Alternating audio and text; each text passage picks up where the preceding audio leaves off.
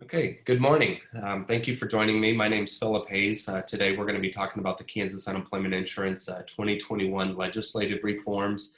There's a lot of activity that occurred really that started last fall, went into the winter months, and as spring concluded, we ended up passing a bill. It was a pretty heavy lift. There's a lot included with it. So we're going to just kind of walk through that process and what we ended up with and how it impacts Kansas employers, Kansas HR professionals, and ultimately claimants as well across our state. So definitely appreciate you joining me for this session.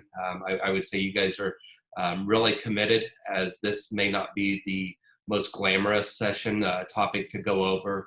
Can certainly be dry, but I think it's certainly imperative and important that we understand how the laws have changed and shifted and how that's going to impact us as we move forward as employers and HR professionals. So kind of the agenda that we're going to hit today is just looking at kind of what I would consider the high points. Kansas SHRM started last fall with what I would consider the top 10 wish list. We got a lot of what we initially started with, and just with any legislation, you end up with compromises, you end up with trading and bargaining chips and different things ended up back into the bill. At the end of the day, I will say that I don't think anybody was completely happy as far as exactly what they wanted. But I think everybody ended up being happy at the outcome, which there's a lot of compromise. And through my years in working with the legislative reforms, especially in the UI space, is you typically will end up with a good bill if everybody is giving and taking throughout the process. And I really felt like we had a lot of give and take throughout the legislative session this past year. So we're going to talk about the overall modernization, the new IT system requirements and where we're going with that, the employer hold harmless provisions, the my reemployment, the work refusal provisions. Something that was critical for me was the tax rate structure. So we'll hit a little bit there. The shared work programs, I think there's some good changes there. And then we'll kind of just outline kind of the supplemental provisions that ended up in the bill as well. So just to kind of set the stage and really tip my hat to what I would consider the Kansas UI Reform Advocacy Alliance. Kansas SHRM was huge. We've been involved and engaged in having our voice in Topeka for the better part of 12 years. I go back to the Great Recession and some of the reform efforts and the challenges that we were presented with at that time. Had a lot of big impacts in 2013 and 2015. Really thought we put UI reform to bed in Kansas for my foreseeable future, but then COVID-19 hit and here we are. So certainly the Kansas Chamber was critical and very supportive and instrumental with the process as well. Actually, I'm going to back up and just throw props out to Natalie Bright and Marley Carpenter with Kansas SHRM, Eric Stafford with the Kansas Chamber, Shireen, Alan Cobb, that whole team has been great. NFIB in Kansas, Dan Murray really brought in the small business voice. So we really tried to cover our bases with big business, small business, public, private, etc. Kevin Walker with the Overland Park Chamber was instrumental with the journey for us. Andrew Weens from the Wichita Chamber was important in this process as well. And then Jeff Oswald with Unemployment Insurance Services. He's a third-party administrator for unemployment claims. So really this was kind of what I would consider the dream team. We've worked together throughout the last decade or so on different reforms in this space. And so we really just kind of picked up where we left off in 2015. But where this started for us in late August, the business community in Kansas SHRM authored a letter requesting a $300 million funding from the CARES Act dollars to be allocated to the Kansas UI Trust Fund, because there was early indications even as early as March and April, we sniffed out some suspicious claims, fraud activity, etc. And then as the fall started rolling around, right around this time in August, it felt like the lid came off and the UI fraud was starting to boil over. And so we felt it important at least to put it on the table and at least draw some attention to it. Ultimately, there was no traction with that. There was some support, just not enough support or the right support at that time. We got involved and testified off session in September and November to the Kansas Special Committee on Economic Recovery. And as the months ticked away, we knew our position was actually getting much more dire as the fall and the winter months started approaching and evaporating. And then once session actually kicked off, January 26th is when Jeff Oswald and myself went up and testified kind of with our trending data, our analysis, what we were seeing, and really just kind of started the specific journey for the UI reform for House Bill 2196 off. You can see there's a lot of dates here. There's a lot of activity. If anybody remembers Schoolhouse Rock, I'm Just a Bill, I think this bill presented every single stop along the way as far as what can interrupt or potentially impact a bill. And so I think we really hit every stop. Just to kind of keep it a little bit lighthearted, you can see the summary explanation at the top. It was joked about in the Kansas House that this was the longest bill title in the session in 2021, and it may rival the longest bill title ever. It was certainly a mouthful anytime it was rattled off. So I'm just happy that we got to the finish line. Certainly, I want to throw accolades to Representative Sean Tarwater and Senator Rob Olson. They were certainly legislative champions in the Senate and the House Commerce committees, and their support and political savvy to help navigate this was certainly appreciated. So kind of walking through the nuts and bolts, as we kicked off, we knew that the Kansas UI system was outdated. It was archaic, needed a lot of attention. It's needed attention for some time.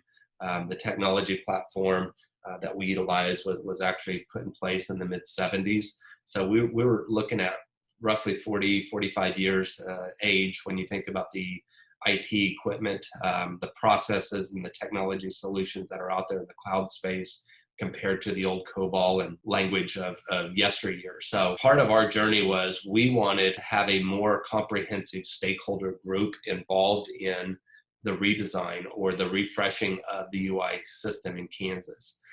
Historically, what the UI system has missed is the voice from the Kansas employers as well as the employees or the claimants. So knew we needed legislators to be involved just to maintain accountability throughout the project. Certainly wanted employers' voice and perspective represented as well as employees or claimants, looking at high points, low points, pain points, and then ultimately KDUL needed to be involved as they're the administrator of the program. So this was a huge win for us just to ensure that both customer sets, the employers and employees, are at the table. We're going to have a voice in the process and hopefully influence the outcome of the product that we actually get. So I know over the last decade, I've collected and assembled a list from kind of a wish list from employers and pain points on claimants that I've assisted. So hopefully we can bring those into the mix and end up with a good solution here at the end of this project. But the Unemployment Compensation Modernization and Improvement Council, ultimately there's a fourfold focus that we're looking at is reviewing and recommended technological IT or infrastructure used to file claims and pay benefits, as well as focusing on the customer experience process. So what does that customer delivery look like? There's been a lot of frustration throughout COVID with claimants that have been less than satisfied with the outcomes that they've experienced. Same thing with employers. There's certainly, I think, better reporting and some self-service functions that we can build in. We want to recommend features to maximize responsiveness to whichever customer segment is interfacing with the system. Recommend methods for sharing data across systems related to UI compensation and maximize that efficiency. So, and that's been really one of the bigger challenges with that legacy system is as a state, we've not been able to leverage and really gain efficiencies across technology platforms because it's such an old methodology and coding and platform. So then ultimately we want to recommend methods for synergizing user experience across DOL programs. So one of the other big factors that the legislators put into the tasking the council is conducting an independent audit of the UI system. There's going to be a preliminary report that will come out May 1st of next year, and then a final report by September 1 of next year. Kind of the high level focuses of this audit is to examine the effects of the fraud claims and the improper payments from the onset of the pandemic through the close of first quarter in 2022. And then also what the response by KDUL was to those claims. We want to examine the amounts and nature of such claims, the fraud process and methods, and the potential for recovery of fraudulent payments. If you were with us yesterday, we know that we're probably likely in Kansas alone looking at over $500 million pretty easily as far as fraud or improper payments. And then last is evaluate the likelihood of any data breach contributing to a fraud or improper network architecture allowing any potential breaches to have occurred. So there is a 3-year sunset provision on the council. I'm hopeful that the work of the council will be concluded at that time by 2024. So just to introduce the makeup of the committee, the state senators is Senator Rob Olson, Senator Karen Tyson, and Senator Jeff Pittman. The Kansas State House Representatives is Representative Sean Tarwater. He'll be the chair for the first 2 years. Senator Olson will chair the last year of the council. We have Representative Susan Estes, Representative Stephanie Clayton.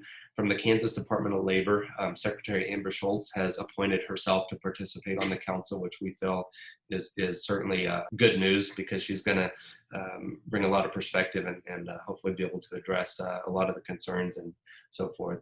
Representing employers, we have Shawana Woods out of the Kansas City area, Jeff Oswald out of the Kansas City area, myself. Employee representatives that were appointed is Jake Williams, I believe, out of Topeka, Shelby Smith out of Wichita, and Katie Gibbons, who represents Southeast Wichita or Southeast Kansas, has a 17-county perspective there. So our first meeting was actually yesterday at 1 p.m. It was about 30 minutes. It was more of a formality, a quick introduction, and kind of set the stage for where we're going as a committee. We did schedule 2 additional meetings at the end of next week. So next Thursday and Friday, we have full day meetings from 9 to 5. If anybody is interested in kind of tracking and watching this as it unfolds, all the meetings for the council will be live streamed on the Kansas Legislature YouTube channel. You can go to the playlist and look for the unemployment compensation stream as the meetings conclude. Each one will be added there. Or if you're unavailable through YouTube, you can participate through the audio stream through the Harmony platform through the Kansas Legislature. So there's a couple different links at the bottom if you wanted to keep an eye and a pulse on that as we move forward. Our ultimate goal with the council is what's in statute is try to have a new UI system and the technology in place at the conclusion of the year 2022. So there's some indication that may be pretty aggressive. There's some flexibility that can be modified and that deadline can be extended by the legislative council at their recommendation. So we certainly have an aggressive path in front of us. Obviously, it's important that we just want to have a new system up in place before the next economic downturn, that we don't get caught in a lurch and have exposure points that could be avoided. So any questions on, I know I had a pre-question on the Modernization Council and timeframe and so forth. I think I hit it. Any other questions on that before we move forward? Nope, no questions. Okay. Kind of the next big piece, and from Kansas SHRM, my involvement with Kansas SHRM and the business community for the last decade or so, we know that there were shortcomings with the current system. I think the side system was put in place as kind of a compromise, but the bad thing with that is it's a generic national platform and it's not very specific to Kansas. And so the employer community has we fund the UI Trust Fund, we fund the system, and ultimately we felt like maybe there could have been better service solutions available to the employer community.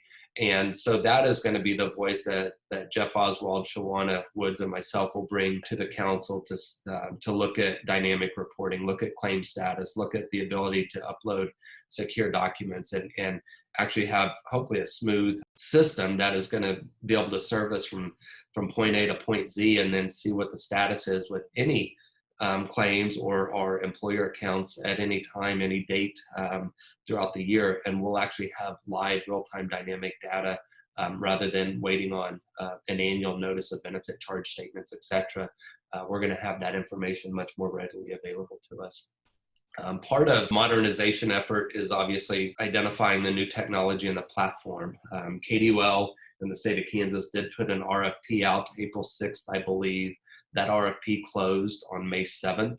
It's my understanding, I believe, that closing date has been extended, so the opportunity for proposals to still come in is still open. The council is going to look at those proposals, provide a recommendation to the Joint Technology Committee within the state of Kansas, which will ultimately be picking the ultimate bid, successful bidder for that. So, but we want to make sure that we do have some technology components, features, and benefits that are going to be important to the employer community as well as the claimant, but then also from an administration function, we just want to make sure that all parties are represented with the new solution. Kind of broad perspective, we're looking at efficient benefit claims and payment management, integrated tax management functionality for employers, a comprehensive appeals filing and tracking process. This is going to satisfy or actually better serve, I think, both customer sets. And then a big thing, just with the exposure points that we had from the fraud standpoint through COVID in Kansas, we want to make sure that we've got good program integrity elements and guidance, not only for the immediate release of this new system, but as we move forward to ensure that we're going to be buttoned down and not be in such a predicament that we're trying to climb our way out of at this point. So bottom line, I think we all just want a modern, reliable, responsive, and modifiable system. The hard deadline that we're chasing, and then at the end of the day, we want to make sure that we're going to provide a path that there's continual development, customization, enhancements, upgrades, etc. We cannot let 4 decades pass again and be back in this position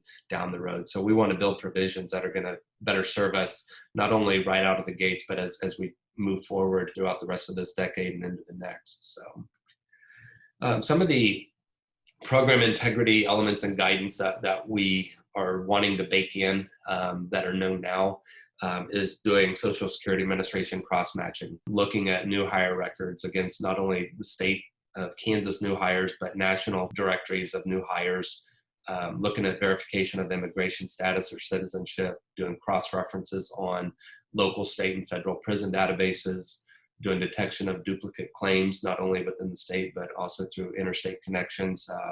If somebody with a certain social or their claim is being filed in another state, they should be filing in the state of Kansas. We don't want duplicity in that process.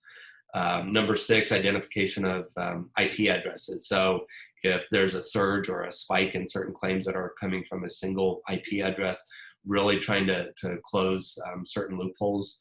And then just using the best data mining and data analytics available, not only now, but as we move forward. You'll see the kind of the note at the bottom is if and when the Modernization Council is inactive or dissolved, there's guidance built into the current law that says anytime the U.S. Department of Labor or the National Association of State Work Agencies, if they introduce any additional program integrity elements, then those will need to be flipped on and turned on within our new system within 60 days of the issuance of such guidance. So as new best practices come into play, we want to have those naturally baked into our future system. Next, the Employment Security Review Board. This is a state unemployment review board for any appeal decisions from the claimant or the employer.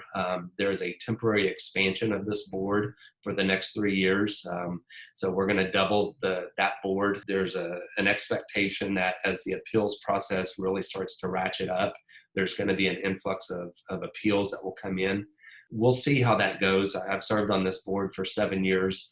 Our caseload is not where I thought it would be at this point. It's substantially lower, which is a good thing. However, I think the fall is going to be interesting as contributing employers receive their benefit notice statements of charges, and they may engage in the appeal process. So we fully expect, and we're trying to prepare for a swelling of those appeals that do come in, just so we're not bottlenecking and backlogging those appeals. There's a little bit of data there, some guidelines as we set up a double board as we move forward. So the tax rate table changes that came into play, this was a big focal point for me just because I knew the fund was depleting and employers were going to get really just hammered with the solvency tax under the old structure. And how that was looking is there was going to be north of about 30,000 Kansas employers that were going to see about a 500 to an 800% tax increase heading into the year 2022 if nothing was done. And so what we did is we brought parity to the solvency and the credit adjustments into the existing tax structure. So now we won't have these wide variances. We won't have these huge swings upwards of 800% tax increases. The lowest solvency charge or credit charge will be either a plus 13% or minus 13%. The highest, I think, is right over 28%. So if we have fluctuation, if the trust fund is needing some assistance, we'll see a tax increase anywhere from 13 to 28%, typically, depending on the severity of how low the fund is. Or if the fund hits its threshold, solvency thresholds, there's different indicators there that will kick in additional tax decreases for businesses as well. Currently, the trust fund is sitting at about $500 million, give or take. Part of the we'll get to it here in a minute. We're going to have an infusion here in about a month of $250 million. So our trust fund is going to be in much better shape. So we'll see that infusion this year. And then there's also another parameter to allow another infusion in 1 year from now, if depending on the outcome of the audit and the scope of the fraud, et cetera. So notifying recipients of UI benefits of tax liability. This is really just kind of a better service to any claimants rather than waiting at the end of the year toward the end of December to say, hey, you may have some tax liability on any UI dollars that you received. We put in statute that anytime a new claimant files a claim, a brand new claim, they're going to get not only the determination that they're qualified or disqualified. If they are qualified, they will be notified of what their number one, that there's a form that they can elect for some tax withholdings throughout their claim life cycle. They can also, they'll be communicated what their estimated weekly and maximum withholding amounts would look like just on a rough scale. So if they don't elect tax withholdings, just trying to paint a picture as far as what maybe that financial tax consequence may look like once they go to file their taxes. So. The UI trust fund data reporting, within KDOL, there's internal certified memos toward the end of the year certifying kind of the account structure, the number of employers that are affected, where they cascade throughout the tax model, looking at the taxable wages, how many employers are positive balanced, inactives, how many are negative balanced, et cetera. And we just felt that this is good data just to help with transparency and to post this on KDOL's website. They've actually started making the transition. I think they have until the end of October to get the last 20 years worth of data. They've got a fair amount of that that's out there currently. There's some holes that they're still filling in as they race toward that deadline. But the biggest thing is understanding what the average high cost benefit rate is and what 3 years, our 3 highest years over the last 20 years, are really impacting our solvency triggers that impact either the standard rate schedule or the credit or the solvency tax rate schedule. So just adding some transparency here as we move forward. Another big component that was reintroduced, this sunset after Governor Collier had left office after 2018, the My Reemployment Plan, there was some it wasn't the smoothest operation. I think this plan was put in place for a couple of years. Like I said, sunsetted after 2018.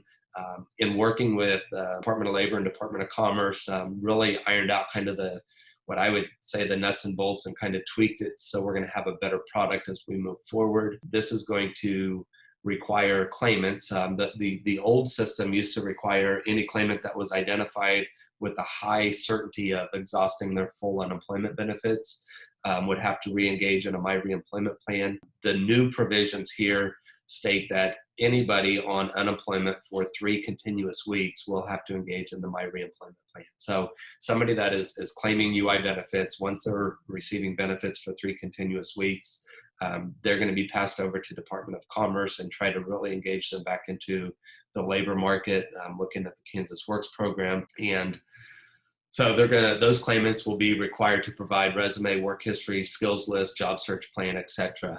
So just really trying to actively engage those job seekers back into the world of work as they move forward. So the work refusal provisions, I know we hit on this a little bit yesterday, not knowing how many people would join me for day 2, but I felt it was an important component. This requires the Secretary of Labor to develop a procedure for enabling employers to notify KDOL. So there is a form. You used to be able to email that up. DOL is trying to gain efficiencies. Now there's an upload document. You sign in, you put your employer ID in, your employer name, your name as an authorized rep. you upload the details, and then that kicks it into the system, and they start cross-referencing job refusals. What's part of the law is KDUL now has 10 business days of receiving a work refusal notification from an employer that they have to investigate that. They're going to look at the summary of the claimant's duties to accept this, if it's suitable work or not, the statement that a claimant has or may be disqualified for benefits. So there's a number of parameters, but the biggest thing is we as the employer community since 2013 has had an avenue to report job refusals, but there really wasn't the manpower or the processes in place to find at KDUL to actually do anything with it. So now that they'll be statutorily obligated to investigate these and engage with any claimant that has been documented that they've refused a valid bona fide job offer. And just a little bit more on this, employers can report job seekers who refuse job offers. I've had the question come up, who should we report? And my question is, or my response is, report anybody that refuses a job offer to you. You don't have to worry about investigating or knowing if that individual is currently an active claimant for UI benefits, or if they're not. You can just simply submit the job refusal form and let KDUL investigate it, and they'll take the baton and do what they need to do with it. So the requirement to maintain eligibility for UI benefits is a claimant needs to perform 3 work search activities each week.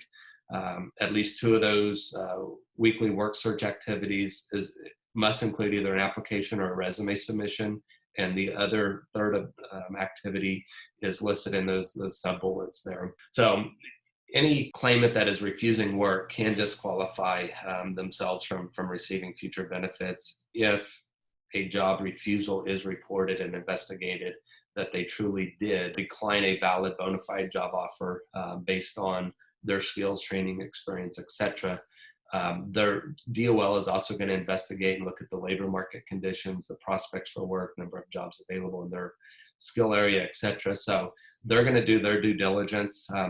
On the right, actually the left side, if you look at that bit.ly link, that bit.ly link, that is a quick link that will take you to this form on the right, which is the actual KDUL job refusal form for employers. You'll notice that you can complete this form, you can download the PDF and fill it out, but in the upper right box, how they want this submitted is either by fax, which is inefficient, or an upload portal, which is actually pretty convenient. The only downfall right now is you have to, it's a 1-to-1 ratio. So if you have multiple job offers, you're going to have to refill this out each time.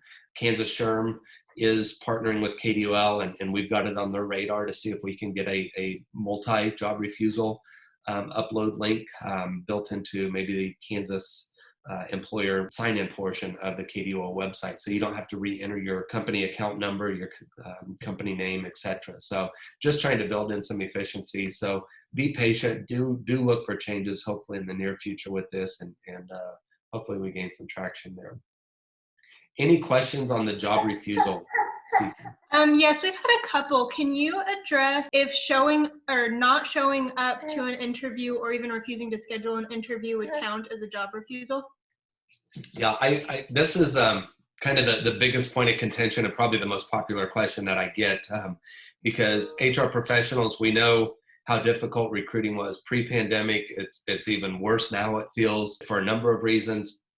But we, on our initial draft that we presented to KDUL, we did have handling or submitting interview ghosting as well.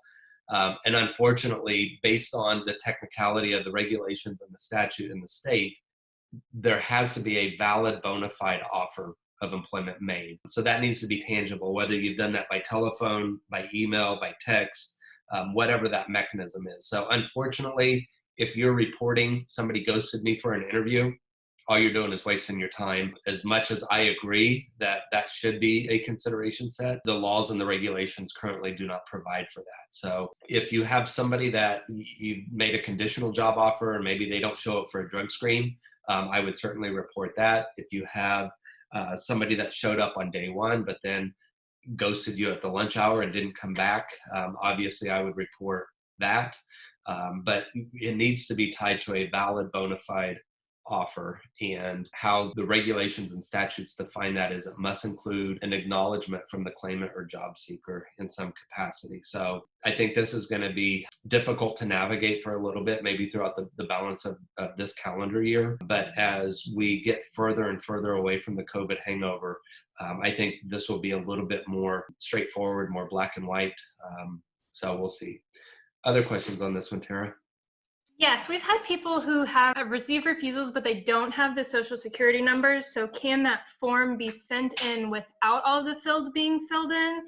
And if they don't have all that information, then they can't count that application as actively seeking a job. Is that correct? And this is a great question.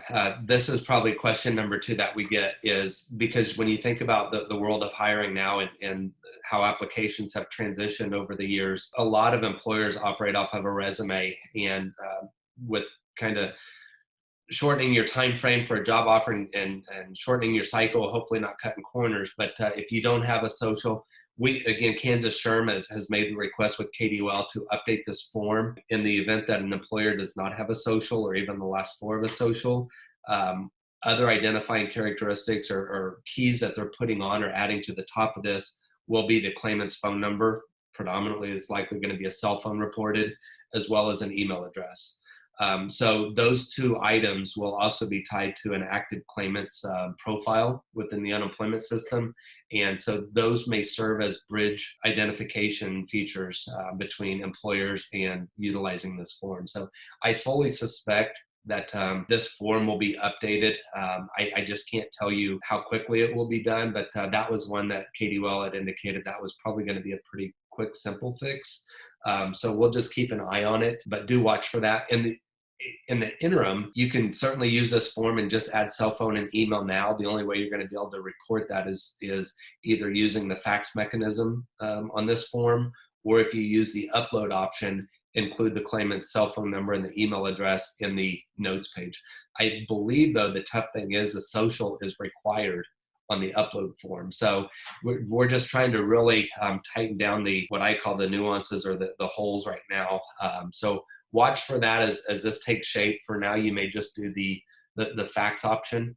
There may be a fraud reporting email address on KDOL's website as well. I did circle back there, but if you take that privilege and utilize that, that may be a workaround until this form is updated. Anything else on the job refusals? Nope, no more questions. Okay. Another key provision that went into play is looking at the unemployment rate thresholds for the maximum number of weekly benefits in the state. The previous law said if the 3-month seasonal average unemployment in the state, if it was under 4.5%, a claimant would get 16 weeks of traditional Kansas benefits. If it was 4.5% to less than 6%, they would qualify for 20 weeks. And this is based on the data they're filing. If it was over 6%, you get 26 weeks. The new statute basically reduces the 4.5% threshold to a 5% threshold. And the reasoning that was tied there was the Federal Reserve defines full employment at 5.0 to 5.2%. And so the logic is if the Kansas economy is considered healthy, then the amount of benefits should reflect that as well. So you can see from the initial UI rates in the state of Kansas from November to April, if you look at the far right on the first 4 bullets, we're trending downward from November to February. March was at 3.7 with no revision. The preliminary report for April was 3.5%. By either account, the old law or the new law, we're well under a 4% unemployment rate across the state. So I don't know that this has much impact overall. We did run a scenario and look back last decade or so, and I think there were a minimal number of occurrences that the state of Kansas unemployment rate was north of 4.5%. So at the end of the day, I think when you look at the last 10 plus years, the effect of this is going to be fairly negligible. The disqualification for fraud, misleading statements, this comes back to bargaining chips and this and that. This would happen to be one of them. The benefits disqualification period for the first occurrence in Kansas, and it used to be a only occurrence, but that was reduced from 5 years to a single year of disqualification. And then the second and future occurrences will have the 5-year disqualification. The one big caveat and kind of the trade-off was historically somebody could wait out their 5-year disqualification, not repay any overpayment benefits, and then file a new claim on that 6th year and actually start receiving benefits again. And then what the state would do is recoup those benefits to pay off their previous overpayment from the first suspension.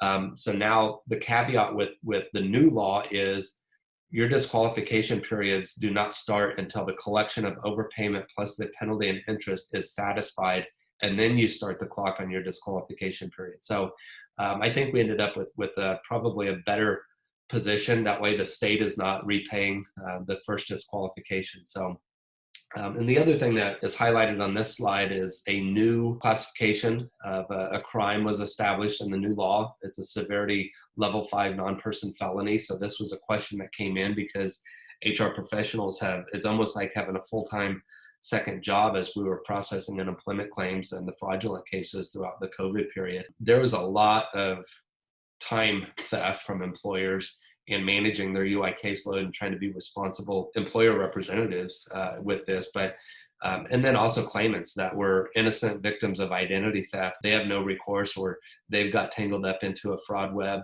that they've got a fraud alert on their case. So they have to kind of unspiral that and untangle as they move forward. So anybody that is actually making fraudulent or misleading statements to obtain UI benefits on behalf of somebody else, they will actually receive a level 5 non-person felony as we move forward now. So they essentially, it was a much more harsh level initially. They combed it down to more in line with other financial theft related crimes in the state of Kansas. So we'll see how this plays out. The tough thing is, I really don't think a lot of the bad actors that are overseas really care about this, because the likelihood of them coming back to the States and having to face the fiddler for this, I think is minimal. But for kind of the bad street actors, the small criminal rings within our states or within the U.S., this may have some impact. So we'll see where it goes. Number 11, employer account protections, the hold harmless provisions. That was really important as we move forward with this legislation. We wanted to require that employers were going to be held harmless and not owe any amount to the state for any paid claim reported as fraud to the Secretary of Labor unless that claim was determined to be legitimate. And then also not be charged for any claim that has been improperly paid or would be defined by the bill. Language that I don't think I have in here, but it also relates to improper payments. So if somebody did receive an overpayment, they qualified somebody and we went through the appeal process, this probably more so impacts reimbursing employers because they pay as they go. Oftentimes those dollars, those early release dollars, cannot be recouped. And I've seen throughout my engagement with UI reforms, some reimbursing employers, your nonprofits, they may carry some bad debt or improper payments that were charged against their account. They may be floating on their charge statement for the better part of 10 or more years. And eventually, you hold your breath and cross your fingers and hope that the state recoups that so the employer can be released of that liability or get that credit back. We did bake in a provision, a forward-facing as well as a look-back provision. So the look-back is, we essentially said any reimbursing employer that has those bad debt, those bad charges floating on their charge statements, those are going to be relinquished. So I would suspect maybe in your second quarter, hopefully by your third quarter at the latest, your third quarter statement, you will see all of those disappear. The state is still going to pursue those overpayment dollars, but we set up a different collection mechanism and holding tank to gather those and make sure that the trust fund is going to be made whole. The forward-facing provision is if that scenario plays out again, if claim dollars are released after the pandemic started, moving forward, if those appeals go through and you're successful, those charges will disappear again. So we felt like that was a really big win for reimbursing and nonprofits around the state, and certainly excited to bring that relief to them. As far as restitution and indemnification, how that's defined, any determination with respect to the legitimacy of a claim is subject to appeal. What we baked in there on the appeal piece is there is no time limit defined. It's open-ended to dispute a fraudulent or a COVID-related claim that was paid between March 15th of 2020 and closes this free time, this free period, closes December 31 of next year in 2022. So as you receive your notice of benefit charge statements, if those shuffle from this year to next year or from quarter to quarter, if you're a reimbursing employer, keep an eye on them, and do know that if you have a payout date between these bookends, you can appeal those. You didn't exhaust your appeal window if you missed the normal 10-day or 16-day window. So definitely pay attention to that. Document anything that you have. Certainly push that forward. Number 12 here, similar to what I spoke on prematurely, is the federal relief aid transfers. What the statute calls for is an aggregate up to $500 million that will be pulled out of the CARES dollars from the American Rescue Plan. We're going to get half payment by July 15th of this year. So we should see a $250 million infusion into the Kansas Unemployment Trust Fund. And that's to help cover what we suspect is kind of the easy mark to get to on the fraud piece. That employer paid in tax dollars, kind of walked out of the state, out of the Unemployment Trust Fund, out of the country.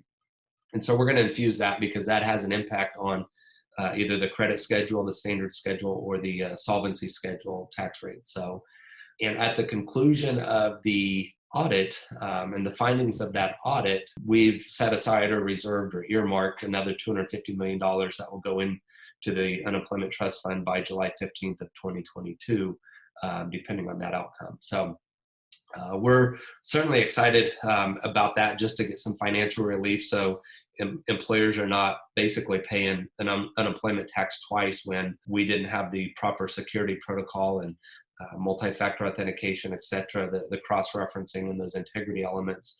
They just were not built into our current system. So Kansas, I think, was the top 7 states as far as improper payments prior to the pandemic. And based on the information we went through yesterday, I think Kansas was an easy mark, and we were identified as number 1 in the U.S. for the identity theft reported claims across the U.S. So this will be fun to watch, I guess, as we move forward.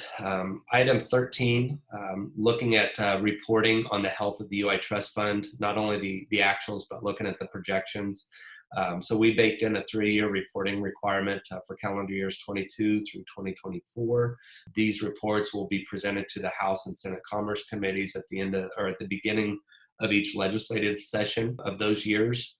And what is going to be reported out will be the actual as well as projected amount of UI claims, actual and projected employer contributions, as well as the UI Trust Fund balance. So just trying to keep an eye on this as we move forward and really navigate, hopefully into more calm waters the further we get away from COVID. So number 14, just kind of a precautionary statute that we put into place based on guidance issued from NASWA, basically saying that anytime a federal UI program that was established in response to a pandemic, that will not be continued in any manner using state contributions once that federal program ends. So just really drawing a line, a distinct line, saying that if it's a federal program, we're not going to continue those on with state dollars that Kansas employers provided into that system. So the last big one that I'm going to hit on will be the shared work program modifications.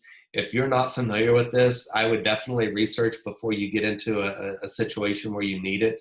It's not necessarily always tied to a recession. If you have economic downturns, or if you have some sort of situation or circumstance that impacts your employer, this may be an option to look at. We certainly provided more flexibility with the changes this year. Probably the bigger thing is just put a requirement in that the Department of Labor will create and manage a promotional campaign for the shared work program across the state. So we want the administration to engage with educational communications with other state agencies, stakeholders, the governor's office, workforce investment boards, the workforce centers, labor unions, local and state chambers of commerce. Really just want to get the word out that there's a solution here that maybe we could help preserve jobs, keep people attached to the labor force. The flexibility that we built in, the old statute since 1983 said that you could reduce an employee's normal scheduled work week by 20 to 40%. So essentially on a 40-hour work week, you could cut 1 to 2 days out, and those employees would receive pro rata unemployment benefits for those 8 or 16 hours that were cut out. We added more flexibility to employers to say you can cut up to 10% or 50%. So 4 hours or 20 hours in a given week. And one of the biggest things that we worked with this year is through the executive orders and the COVID CARES Act. Any state that had a work share program, they got the first $100 million covered by the feds through the CARES dollars. So that was a big benefit. It didn't drain the trust fund or hit it near as it could have. And then the executive order was allowing negative balanced employers. So those that have had more claim benefits paid out than the contributions they've paid in. There is a 1-year opportunity for them to participate as the first time in nearly 50 years, I guess. And so we tweaked this and worked with the department and the administration and basically said, as long as we have a negative balance employer that's trending in the right direction and their contributions are outpacing their benefits charged in the most recent year, if they're trending upward and we have an economic downturn, we'll let them participate. And so there's opportunity for employers to pay in voluntary contributions. So really, any negative negative account balanced employer could add voluntary contributions in better years to try to get ahead of this and improve their position to be able to participate in the unfortunate need if and when a downturn hit again. So other provisions, just the last couple slides here. Individuals of identity theft, we put some protections in there saying that they're not liable for UI fraud claims if somebody used their stolen identity. Amending the employment security law pertaining to quarterly reporting of tax and wage data. These are a little bit more dry and probably don't affect near as many employers across the board.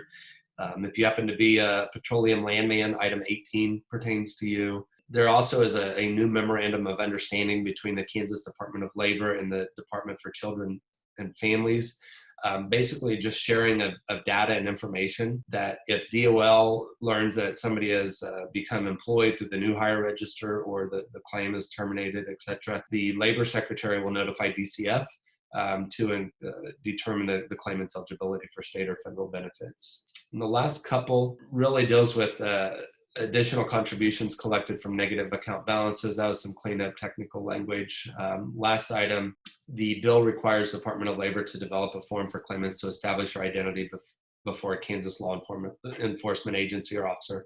We hit on that yesterday. I think this is a good provision. There's north of 40 law enforcement agencies that somebody can take in their Form I-9 documentation to a local sheriff's office, et cetera, and say, I am who I am. That law enforcement agency will submit that to DOL and hopefully remove that fraudulent freeze on their account and get their benefits flowing for them as they move forward. So in summary, kind of the big drum that I was beating on is I really think that House Bill 2196 ultimately just builds a better unemployment system and tightens up processes to serve all Kansans and Kansas employers. As we move forward, it helps small businesses get back on their feet with some of the tax relief and the provisions built in. And then at the end of the day, it just gets to the heart of hiring employees back into the workforce. So with that, I'm going to stop and see if any additional questions have presented. Yes, one came through. Is there any provision to cross-reference the IWO with current employers so the shared work program participants don't also have their money withheld for child support or other related withdrawals? Yeah, that's a really good question. And whoever brought that up, that's one that I don't think has been explored yet. And Tara, if you could capture that and send that to me offline, I will run that up the flagpole and hopefully I'll get an answer on that. My suspicion is it may not be, and that you're probably going to end up with duplicate withholdings on both systems, but that may be something that needs to be looked at. Maybe it's been vetted out. I'm not sure. So we'll see if we can follow up and bring some clarity to that. There are no other questions right now, Phil. Okay. Well, I really appreciate everybody. Hopefully you found the information valuable, useful, impactful. Again, thank you for your time today, and certainly reach out if you have additional questions or if anything new pops up.